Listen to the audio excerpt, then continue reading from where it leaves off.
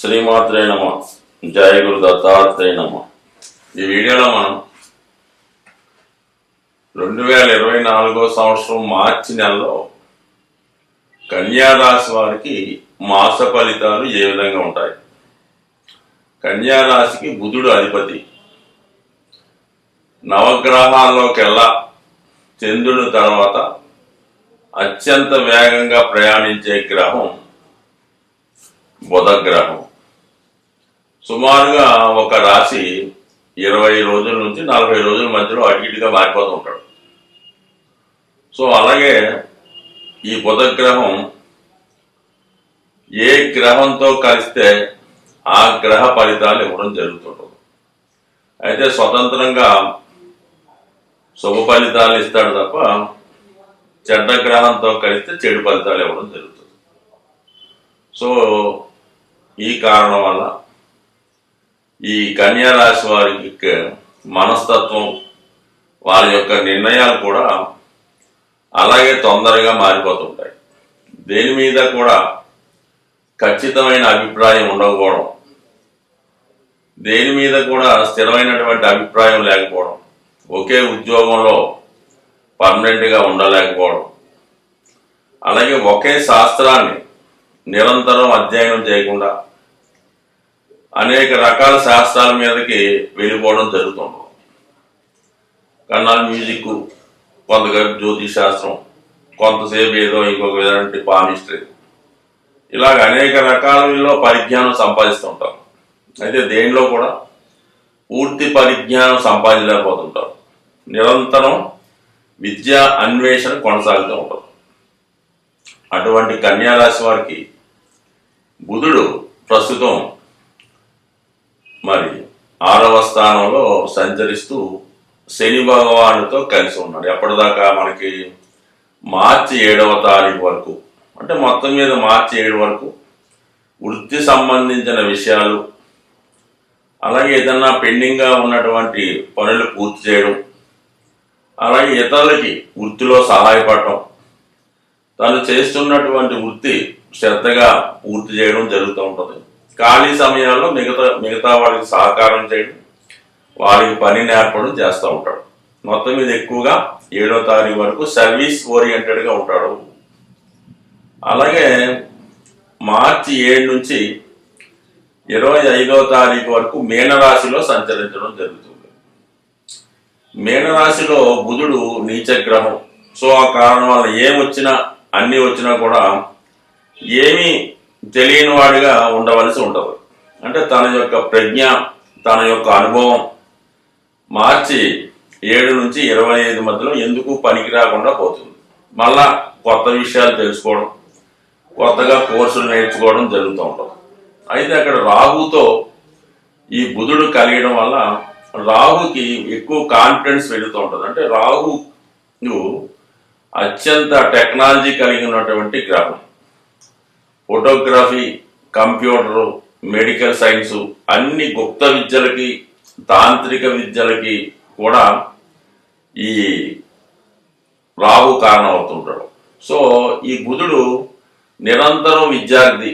So ఈ కారణం వల్ల రాహుతో బుధుడు కలిసినప్పుడు ఏదో ఒక కొత్త శాస్త్రాన్ని నేర్చుకునే ప్రయత్నం చేయడం, తన యొక్క టాలెంట్ని ఇంకా ఇంప్రూవ్ చేసుకునే ప్రయత్నం చేస్తూ ఉంటాడు. ఈ కన్యా రాశిలో ఎక్కువగా మిమిక్రీ ఆర్టిస్టులు, పాటలు రాసేవారు, సంగీతం, చిన్న చిన్న యాక్టర్లు, టీవీ ఆర్టిస్టులు, ఈ చోటా మోటా ఆర్టిస్టులు అంతా కూడా ఈ కన్యా రాశిలో ఉంటూ తన యొక్క అభివృద్ధికి, వారి యొక్క వ్యక్తిగత అభివృద్ధికి నిరంతరం ప్రయత్నం చేస్తూ ఉంటారు. అలాగే డబ్బింగ్ చెప్పేవాళ్ళు. సో వీళ్ళందరికీ కూడా ప్రస్తుతం కొత్త విషయాలు తెలుసుకోవడం, కొత్త అవకాశాలు కొంతవరకు వచ్చే అవకాశం ఉంటుంది.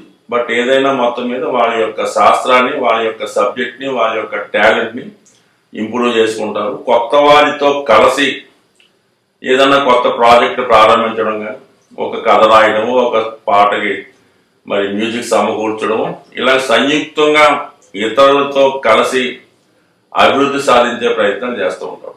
సాధారణంగా ఈ కన్యా రాశిలో లగ్నంలో ఉన్నవాడు వీరి యొక్క టాలెంట్ని ఇతరులు ఉపయోగించుకొని వాళ్ళు పైకి రావడం జరుగుతుంటుంది. ఉదాహరణకి ఈ రాశి వారు ఏదైనా ఒక స్టోరీ రాశారు, లేదంటే ఒక కథకి మాటలు రాశారు, ఒక సినిమాకి మాటలు రాశారు అనుకున్నాం. ఇవన్నీ కూడా వేరే డైరెక్టర్ ఎవరో వీళ్ళు వాడి పేరు వేసుకొని వీళ్ళని ఉపయోగించుకుంటారు. అంటే ప్రథమంలో ఈ విధంగా చేయక తప్పదు.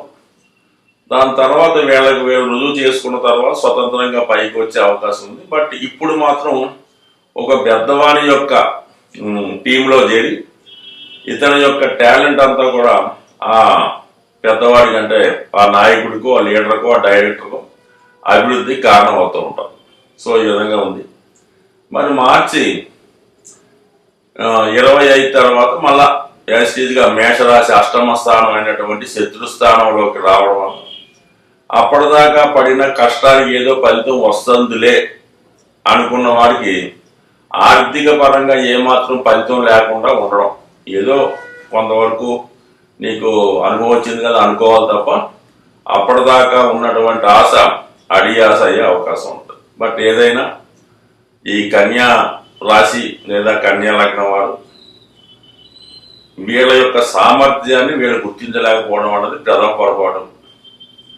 దాని తర్వాత మొహమాటం, సరే ఏదో వాళ్ళు చూసిస్తారులే అనుకోవడం, జీవితం అంతా వారికి చాకరీ చేయడం, చివరికి పుట్టి చేతులతో బయటికి రావడం జరుగుతూ ఉంటుంది. మనకి ఒక ఉదాహరణ ఏంటంటే, ఒక వ్యక్తి ఏదో ఒక సంస్థలో ఏదైనా ఒక మెడికల్ సంబంధించినటువంటి హోల్సేల్ సంస్థలో తను ఏదో 25వ సంవత్సరంలో చేరడం జరిగింది. ఒక 30 సంవత్సరాల యజమాని దగ్గర పనిచేయడం జరిగింది. అది యజమాని ఏదో చేస్తానని కూడా ఇతను అలాగే కూడా చేయడం జరిగింది. ఇతను ఒక సర్వీస్ పూర్తయ్యే టైంకి ఆటోమేటిక్గా యజమాని ఏదో కారణం వల్ల ఆ సంవత్సరం నుంచి తప్పుకోవడమో లేదంటే కాలం చేయడమో జరిగింది అనుకోండి. దాని తర్వాత వచ్చినటువంటి మేనేజ్మెంట్ వాళ్ళ సంతానం ఇతను సరిగ్గా గుర్తించలేకుండా ఇతన్ని ఏ విధంగా పని నుంచి తొలగించే ప్రయత్నంలో పని నుంచి తొలగించే విధంగా చేయడం జరుగుతుంది. ఎంత పడిన కష్టానికి వృధాగా పోవడం జరుగుతుంది. సో ఏదన్నా మొహమాటానికి పోకుండా ఎప్పటికప్పుడు తీసుకోవడం మంచిది తప్ప ఏదో చివరిలో వస్తుంది అనుకుంటే మాత్రం ఖచ్చితంగా ఈ జాతకులు చివరిలో నష్టపోవడం, నమ్మిన వారి చేతిలో మోసపోవడం జరుగుతూ ఉంటుంది. సో ఈ కారణం వల్ల కొంచెం జాగ్రత్త వహించండి, మొహమాటానికి పోవద్దు. దీపం ఉండగానే ఇల్లు సగపెట్టుకోవడం మంచిది. సో మీ టాలెంట్ని మీరు గుర్తించండి, మీ సేవల్ని ఎప్పటికప్పుడు దాన్ని ధనంగా మార్చుకుంటే మంచిది. సో ఇక మిగతా గ్రహాల స్థితి పరిశీలిస్తే మరి 6వ స్థానంలో శని అత్యంత శుభస్థానంలో ఉండడం, అయితే మీకు కుజుడు కూడా ఇంచుమించుగా ప్రస్తుతం ఈ 15వ తారీఖు మార్చి నుంచి 6వ స్థానం అనేటువంటి జయస్థానంలోకి సంచరించడం వల్ల వృత్తిలో ఉన్నటువంటి సమస్యలు పరిష్కారం అవుతాయి. శత్రువులు మిత్రులుగా మారుతారు. ఉద్యోగంలో మీకు ఎవరైతే ఎనిమీస్గా ఉన్నారో వాళ్ళ మీకు సహకారంగా మారే అవకాశం ఉన్నది. ముఖ్యంగా రుణదాతల ఒత్తిడి తగ్గుతుంది. వృత్తిలో అధికమైనటువంటి ఫలితాన్ని సాధించే ప్రయత్నం చేస్తారు.